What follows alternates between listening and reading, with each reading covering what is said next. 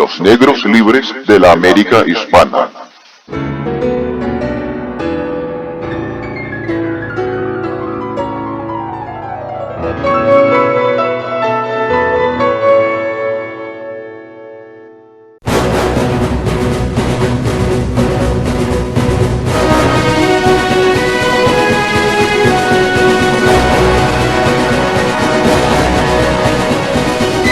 Los españoles solían imaginar a los africanos como buenos luchadores. Esclavos negros habrían servido durante cientos de años en el mundo islámico, incluida la península ibérica. La mayoría eran esclavizados en guerras, por lo que muchas veces ya tenían experiencia de combate. Los africanos en América tendrían la motivación de desarrollar experiencia en combate para ganar la libertad, la típica recompensa de un conquistador negro, o riqueza en el caso de negros libertos voluntarios. Tanto las fuentes nativas como españolas hacen referencia a la presencia de negros, pero típicamente sin dar datos específicos. El Códice Florentino, por ejemplo, dice que con los españoles venían algunos negros de oscuro pilo rizado. Las expediciones a Michoacán, Zacatula y Baja California contarían con cientos de africanos, en algunos casos superando en número a los españoles. La expedición de Alvarado a Perú en 1534 contaría con un pequeño grupo de voluntarios africanos. Junto a Pizarro había dos africanos en Cajamarca. Uno era Juan García y el otro era Miguel Ruiz, mulatos libres voluntarios. Y los primeros no nativos en ver Cusco en 1533 incluían a un africano. Y después, durante el asedio a la ciudad de Manco Inca, los negros apagarían los incendios que prendían los atacantes andinos. Y 200 africanos con experiencia militar serían enviados para levantar el asedio. Existen casos individuales bien documentados de algunos africanos que participarían en la conquista del Nuevo Mundo, a nombrar cada uno de ellos. Juan Valiente, nacido en África Occidental hacia 1505, llegó como esclavo a Nueva España y a 1530 fue comprado por Alonso Valiente, quien lo bautizó y lo llevó a trabajar a su casa en Puebla. En 1533 convenció a su señor que lo dejara partir como conquistador durante un periodo de 4 años para regresar con botín. En 1534 se unió a la expedición de Alvarado en Guatemala, que acabó dirigiéndose al norte del Perú. En 1535, Valiente iría con Almagro a la conquista de Chile, una expedición que demostró ser de muy alto riesgo. En 1540, aún en Chile, Juan Valiente ya sería capitán, donde participaría en las campañas contra las tribus de Araucanía, servicio por el que sería recompensado con tierras en la ciudad de Santiago de Chile, además de una encomienda. Se casó con Juana de Valdivia, posiblemente esclava africana del gobernador de Chile. Finalmente, en 1555, Juan Valiente murió luchando contra las tribus de Araucanía en la batalla de Tucapel. Juan Garrido se le considera el ejemplo más notorio de conquistador de raza negra. Se convirtió al cristianismo en Lisboa y cruzó el Atlántico como hombre libre en 1510. Combatió en diversas campañas militares españolas del Caribe, entre ellas la conquista de Cuba por Diego Velázquez y las expediciones de Juan Ponce de León a Florida, Puerto Rico, Guadalupe y Dominica. Posteriormente se embarcó en la expedición de Hernán Cortés y tras la conquista del Imperio Mexica, Garrido abrió cultivos en Coyoacán, donde fue el primero en cultivar trigo en el Nuevo Mundo.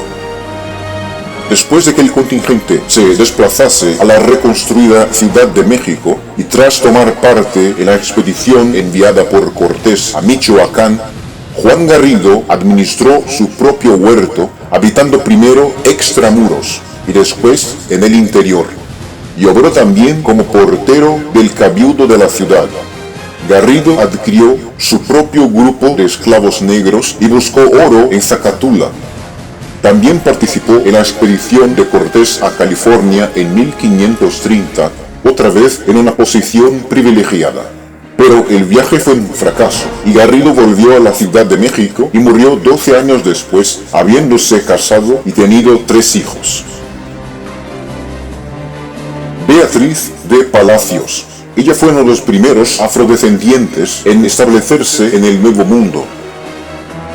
Tras llegar de Cuba junto a una tropa de Pánfilo de Narváez en 1520, se unió a la expedición de Hernán Cortés al lado de su esposo Pedro de Escobar. Beatriz Palacios fue enfermera, pero también tomó las armas y combatió, a menudo repartiéndose las guardias con su marido. Sirvió admirablemente durante la Noche Triste, ayudando a repeler ataques mientras los españoles evacuaban Tenochtitlán, y más tarde tuvo oportunidad de devolver el golpe durante el sitio de la ciudad, al lado de varias de sus compañeras. Beatriz Palacios y su esposo sobrevivieron a la conquista y se establecieron en Cuba en tiempos de paz. Juan García Pizarro. Este nació con Montenegro Libre cerca de 1495, en Jaraicero, no muy lejos de la cuna de Pizarro en Trujillo, Extremadura. Se ignora la identidad de sus padres, aunque se cree que era una pareja afroespañola. Se unió a la tropa cuando el conquistador extremeño hizo levas de voluntarios entre sus paisanos y parientes para su expedición en 1529. Y dejó atrás una esposa y 2 hijas para embarcarse con el conquistador. Juan García Pizarro y el mulato Ruiz fueron los únicos miembros negros de la expedición de Pizarro de los que se tiene nombre y apellidos. Él ocupó múltiples empleos: soldado, pregonero, gaitero y contable, siendo en este último caso el encargado de pesar el oro y la plata que se conseguía en la expedición. En el año 1533 tuvo parte en la captura del príncipe inca Atahualpa en la evacuada Cajamarca y después recibió su parte del rico rescate del príncipe. Poco después estuvo presente en la toma de posesión de Cuzco. Su colega Ruiz murió al poco de estas fechas. Residió en Cuzco entre 1525 y 1536. Granjeándose a una amante peruana con la que tuvo una hija mestiza antes de mudarse a Lima. Por esas fechas, la presencia habitual de negros en Perú era más nutrida que nunca. En 1536 llegaron 200 negros con experiencia militar para servir de refuerzos contra la rebelión de Manco Inca. Poco después, Juan García emprendía el viaje de vuelta a España con las riquezas obtenidas. Uno de los pocos conquistadores que tuvo la decisión y la oportunidad de regresar para disfrutar en España de lo ganado.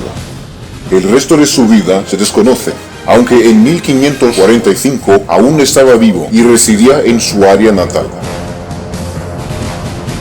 Juan Beltrán de Magaña.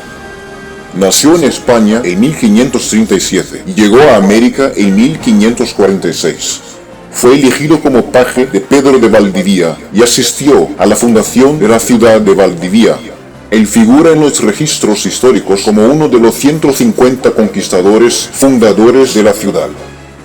Ya en 1563 rinde información de los méritos que obtiene al servicio del rey de España para que se le premie con alguna encomienda. Participó en continuas batallas contra los mapuches y murió combatiendo a los araucanos por 1578. Tuvo un primer hijo con una mujer mapuche, también llamado Juan Beltrán, que era afro-mestizo, quien por su parte también fue un importante conquistador y capitán de infantería, y al igual que su padre combatió a los mapuches, llegando a capitán, encomendero y fundador de Villarrica antes de morir en combate. Hay otros casos también documentados de conquistadores negros que incluyen los de Juan Bardales o Sebastián Toral.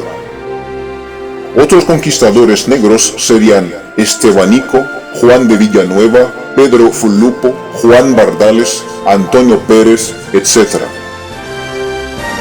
La presencia de estos negros hispánicos asombró a los mesoamericanos, que les llamaron Teucacatzacle, que significa los dioses negros.